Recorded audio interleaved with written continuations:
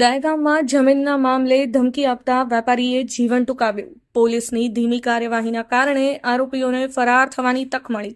ગાંધીનગર જિલ્લાના દહેગામ ખાતે નહેરુ ચોકડી હનુમાનજી મંદિર સામે આવેલ બંસીધર સોસાયટીમાં રહેતા અને પોલીસ સ્ટેશનના પાછળના ભાગે ગોપાલજી મંદિરના ટ્રસ્ટની જમીનમાં છેલ્લા 50 થી 60 વર્ષથી કાઠી લાકડાનો વ્યવસાય કરતા કામધેનુ સો મિલના માલિક ગોપાલભાઈ શ્યામજીભાઈ સોની, ઉંમર વર્ષ 70, મૃતક અને અન્ય વેપારીઓને જમીન મુદ્દે કોર્ટમાં કેસ જીતી જવાની અણી પર હોવાથી ટ્રસ્ટી અને તેમના દીકરા જમીન ખાલી કરવા મામલે અનેકવાર સ્થળ પર રૂબરૂમાં મૃતકને અને પરિવારજનોને ધમકીઓ આપતા આધેડ વયના વેપારી ગોપાલભાઈ શ્યામજીભાઈ સોનીને કોઈ મદદ ન મળતા તેમણે એક નોટમાં ઉલ્લેખ કરીને ઝેરી દવા ગટગટાવી જીવન ટૂંકાવી લેતા આખા પંથકમાં ચકચાર મચી જવા પામી છે.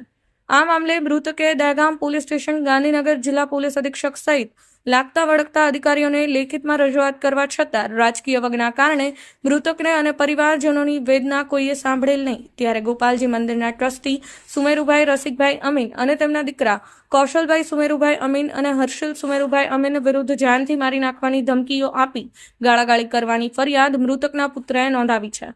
જોકે પોલીસની ધીમી કાર્યવાહીના કારણે આરોપીઓને ફરાર થવાની તક મળી છે. હજુ પણ આરોપીઓ પોલીસની પકડથી દૂર છે. આ મામલે દહેગામ પોલીસે ગુનો નોંધી વધુ તપાસ હાથ ધરી છે.